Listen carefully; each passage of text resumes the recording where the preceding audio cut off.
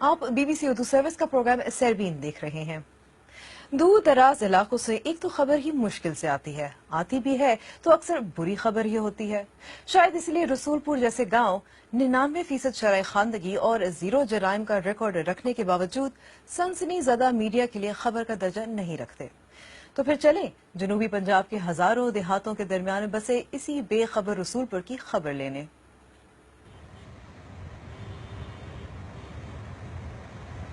کراچی سے پشاور کی سمت انڈس ہائی وے کے 800ویں کلومیٹر پہ آپ کو دائیں جانب ایک بورڈ دکھائی دے گا، رسول پور۔ سرسری گزر جائیں تو معمولی سا گاؤں، دھیرے دھیرے دیکھیں تو بہت کچھ عام ڈگر سے ہٹا ہوا۔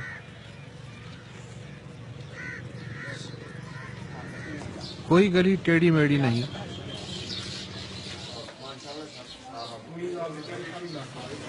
کوئی کوچہ بے نام نہیں۔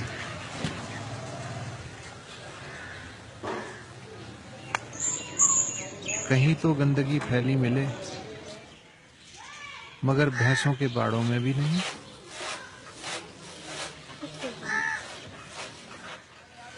بچے بچیاں جوق در جوق اسکول جاتے ہیں، مگر اس میں بھلا کیا خاص بات ہے؟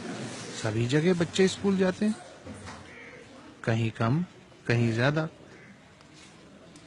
لیکن رسول پور یوں الگ ہے کہ یہاں والے اقوام متحدہ کی یہ تعریف نہیں مانتے کہ خواندہ انسان وہ ہے جو صرف حروف تہجی لکھ اور پڑھ کے دستخط کر سکتا ہو۔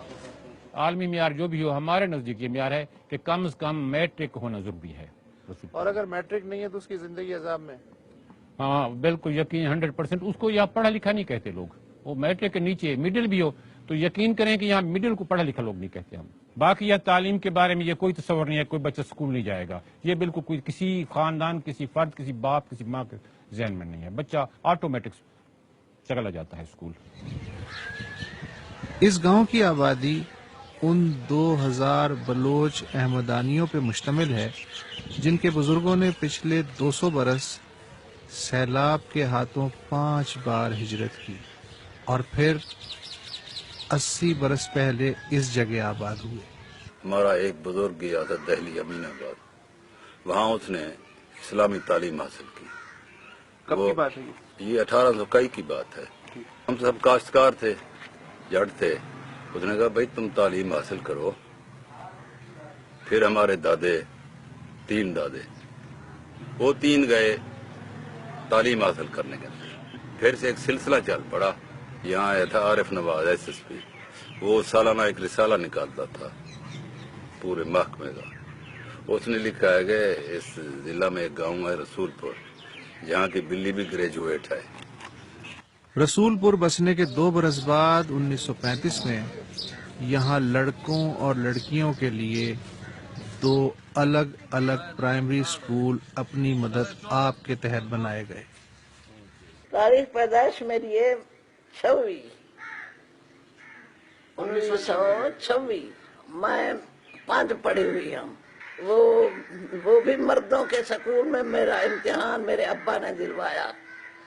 لڑکیوں کی طرف کوئی بھی توجہ نہیں دیتا تھا، وہ بیچاریاں ایسے بس رول پھیر کے آ جاتی تھی سکول سے۔ پھر جب میں نے پڑھانا شروع کیا تو پھر بہت خوش ہو گئے۔ پڑھائی بھی اردو میں، ہر چیز اردو میں، انگریزی مجھے نہیں آتی تھی، نہ میں نے کوشش کی سیکھنے کی نہ کچھ۔ پھر یوں ہوا کہ رسول پور میں طالبات کی تعداد طلباء سے زیادہ ہوتی گئی اور اس رجحان نے یہاں کی سماجی سوچ کو نیا رخ دیا۔ جو فیصلہ مطلب ہوتا تھا اکیلا آدمی کرتا تھا، اب ایسے نہیں ہے، گھروں میں عورتوں سے فیصلے بھی پوچھے جاتے ہیں، ان کو ان میں شامل کیا جاتا ہے، جو بھی فیصلے کیے جاتے ہیں وہ بھی ہمارے ساتھ شامل ہوتی ہیں۔ اور اس کے علاوہ جو ہمارے عورتیں تھیں وہ صرف ٹیچر کی جاب کرتی تھیں، اب ہماری جو لڑکیاں ہیں وہ MBBS ڈاکٹر ہیں، انجینئر بھی ہیں، وہ بھی باہر جا کر جاب کر رہی ہیں۔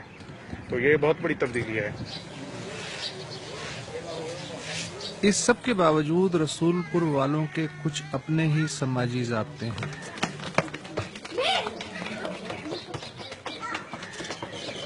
पूरा गांव नो स्मोकिंग एरिया है।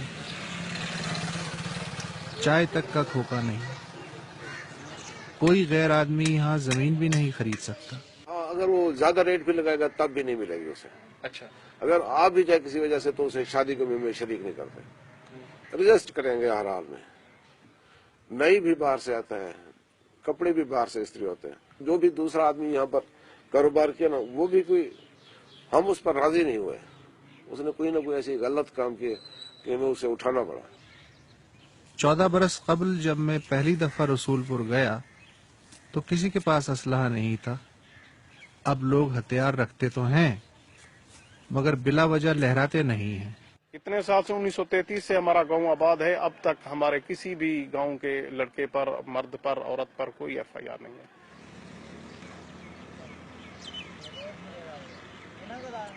रसूलपुर के चारों तरफ और भी मुताद्दिद कबाइल आबाद हैं, लेकिन उनमें से कोई भी रसूलपुर नहीं। आखिर में आपको याद दिलाते चले कि आज सरबीन का बड़ा मौजू था नई पार्लियामेंट, मुमकिन तरजीहात और कानून साजी। पाकिस्तान में नई पार्लियामेंट 12 घंटे से भी कम वक्त में हल्फ उठाने वाली है। गुज़िश्ता पार्लियामान में कई अहम कवानीन हुक्मरान जमात और हिस्ब इख्तिलाफ ने इत्तेफाक राय से मंजूर किए, लेकिन यही असेंबली मुल्क को दरपेश कई अहम मसाइल को हल करने के लिए जामे और काबिल अमल तजावीज देने में नाकाम रही। सरबीन में पेश होने वाले मौज़ूआत अगर आप दोबारा देखना चाहें या किसी मौजू पर अपनी राय देना चाहें तो हमारी वेबसाइट bbcurdu.com पर आएं। यहाँ दुनिया भर की खबरें, तबसरे और तज़्ज़िये मौजूद हैं। आप BBC उर्दू सर्विस के ट्विटर हैंडल के जरिए अपने तासुरात हमें भेज भी सकते हैं, और अगर आप फेसबुक इस्तेमाल करते हैं तो तशरीफ लाइए facebook.com/BBC उर्दू पर। अब सरबीन इख्तिताम को पहुंचा। अंबर शम्सी और नौशीन अब्बास को इजाजत दीजिए। शब बखैर।